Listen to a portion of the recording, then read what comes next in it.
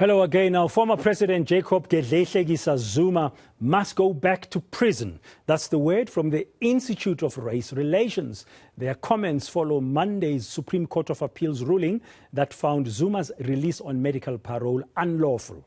The Correctional Services Department now says it will be appealing this judgment.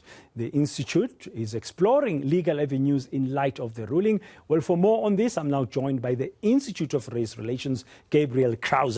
Mr. Crouse, good afternoon. Welcome to Today on eNCA. Thank you very much for your time. What is it about this judgment that is making you now at IRR in looking at legal avenues that you can take? Thank you very much, Mr. Mayani, and greetings. There are two main aspects that are very concerning. The one is that the SCA judgment effectively said the Correctional Services Department unlawfully released Zuma, but now that same department can decide whether to release him again without him serving his original 15 months by pretending that it counted as a lawful medical parole time served.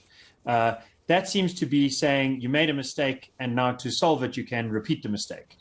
So that seems to be confusing and concerning. However, the Correctional Services Department has said, even though we've only been ordered to bring in Mr. Zuma for a mere moment, and then we can theoretically release him immediately, even that is too much. And they are filing their appeal against that. So the second major concern is that, in our opinion, there is some merit to Zuma's complaint that he's been treated unfairly on the basis not that he shouldn't have been released on medical parole, but rather in the reasoning that the Supreme Court of Appeal has applied. They treated him like an ordinary criminal, which is someone who has had a fair trial in terms of the Constitution Section 35 definition of a fair trial, and that therefore he's now a sentenced offender who fits into the parole system. But we say he was never an accused person. He never had a fair trial in terms of Section 35. Instead, he had a different kind of trial.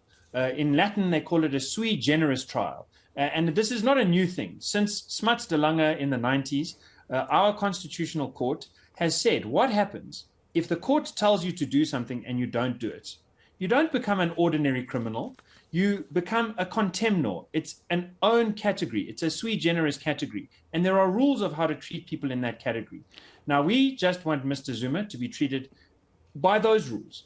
And those rules dictate that he should go back to jail for another 13 months. But if he comes to his senses and apologizes and says, I'm ready to give evidence on state capture, then a way must be found for him to give such evidence. And once he's done so, he should be able to go back to the Constitutional Court and ask for an amelioration of the sentence, because he will have finally complied with at least part of the order. In that rationale, would he have to then provide the Constitutional Court with some of his answers to the State Capture Commission? Because this whole matter started there when he was ordered to go and answer questions at the State Capture Commission. Or will that now be a moot point? No, that's exactly right. This all started when the Constitutional Court said you must go give evidence about state capture. Now, and as long as he doesn't do that, the only alternative is he must serve 15 months in prison. He's only done 2 months, so there's another 13. Of course, it's true that the State Capture Commission has now exhausted itself. It's issued its report. But it's not a moot point, because firstly, the president can reignite that commission for long enough for Zuma to just submit evidence. Alternatively, he doesn't need to give the evidence to the commission. He can give it to the public, to the presidency, or to the Court directly. All that needs to happen is that he needs to supply the answers. That's what South Africans want. Yeah. Now, the fact that we're reporting that the Correctional Services Department is appealing the SCA's ruling, what does that do to your process where you are currently seeking legal guidance? Yeah, so we've been talking with our attorneys. We've been exploring avenues with some counsel. It's not finalized yet, but to my mind, someone is going to have to go to the Constitutional Court alongside the correctional services, if they are accepted, to say, we want to restore the Concord's authority.